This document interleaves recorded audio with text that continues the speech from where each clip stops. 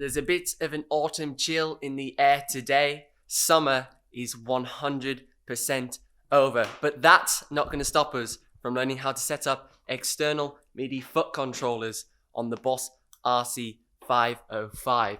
If you're new around here, I'm Ben Rowlands. It's all about live looping on my channel. I post live looping performances and various tutorials. So if you're interested, please drop me a subscribe. Let's get down to today's video. If we take a look down at my pedal board, I'm rocking the Nektar Pacer MIDI foot controller. I use this foot controller to control my Boss RC-505. I'm going to explain a little bit about how I've got it laid out now. Now the way I have this MIDI foot controller laid out is there's two banks. There's the play bank and then there's also the track bank. So on the play bank, tracks 1 to 5 light up green on a button press. These trigger start and stop on tracks 1 to 5. I then have a purple button here which triggers play all and stop all on the Boss RC-505. I then head over to my track mode which lights up red, and when I want to record a track, they light up red. Tracks 1 to 5 light up red on the button press and still have got the play all and stop all button that is purple. If we jump over to a factory preset, as you can see when I try to use these track and play buttons, a light blue bar appears on the switch. Now this light signifies that it's gone into DAW mode. Now DAW mode allows you to control your digital audio workstation, such as Cubase, Ableton Logic, whatever you're running with the foot controller. But obviously we don't want it to do this, as we want to control the Boss RC-505. So we're going to want to reassign these buttons, and it's super duper easy to do so. We just need to jump into the menu. So we'll head over to preset mode. And what we're going to do is, there's this little dial here. We'll turn that to the right. It takes us to this control option here. We then click the switch we want. You can reassign literally every single switch on here. So we want to reassign switch A, and then we'll let it say setup. We click on setup. Now you have multiple options here. If you want to send multiple MIDI commands from one button press, you can do sequence and various other options, but we'll just keep it as all, so we send one option. So that's how switch A is going to be set up. We're then going to head over to the type, and we want this to be a preset change in this case, so we'll leave it as preset, and then we'll change the target of switch A to preset C5. And now when we go back into performance mode, we'll click track and it takes us to C5. So now that's all reassigned. We're going to use the exact same method and process to reassign all the other foot switches to whatever we want them to send. But this time, instead of it sending a preset change, we're going to send a MIDI CC number. If you want to assign a MIDI command to a foot switch, it's the exact same principle as what I just showed you. So we'll turn this dial to the right. We'll go to control. We'll click the foot switch we want. In this case, we'll use foot switch 1 for track 1. We're then going to turn the setup and we'll click setup. We'll put it on all, so it's just one MIDI command being sent. We'll then change the type and make sure it's CC trigger.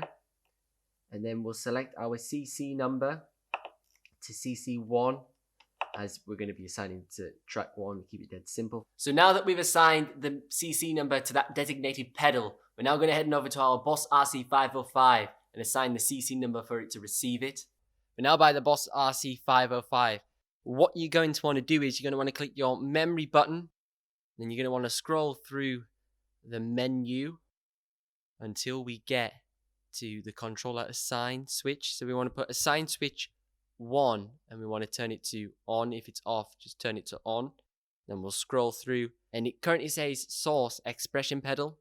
Now you want to change this to the CC number that we just assigned to our Nektar Pacer or whatever MIDI foot controller you're using. So we're going to assign that to CC1. You then leave that as momentary. You can put it onto toggle, but we're just going to leave it to momentary.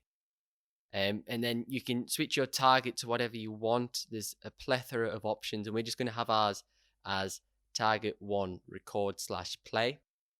And then we'll exit out and you can save your memory. We've now assigned both the send and receive CC number to both devices. So if we've done it successfully, they should be able to talk to each other. And when you click the button on your MIDI foot controller, it should trigger the record button on the RC-505.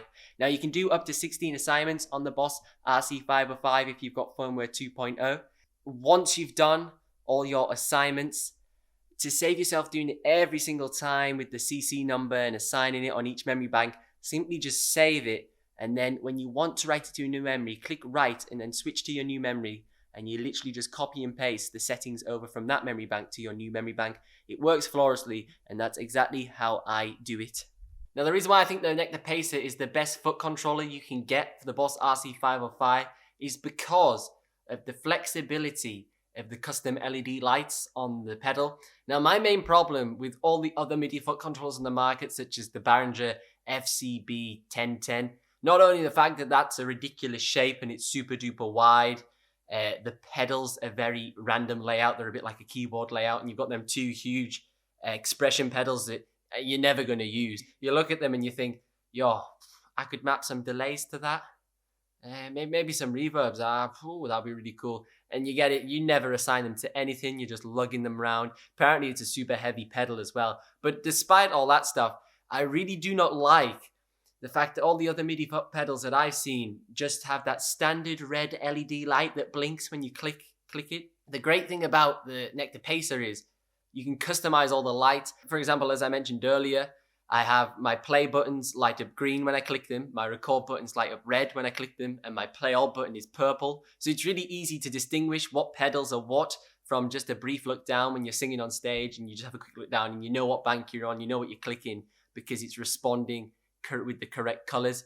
Now, if you're running a different type of MIDI foot pedal, you got to whack out a bit of masking tape, get the Sharpie out, start labeling it up like, well, this is track 1, this is track 2. Or if you're a real professional, you whack out the label maker and you're typing away, print with the labels to stick them onto your MIDI foot controller. And I just don't like that. I really don't. It's just impractical. I had quite a bit of a trial and error process before I actually decided on the Nektar Pacer.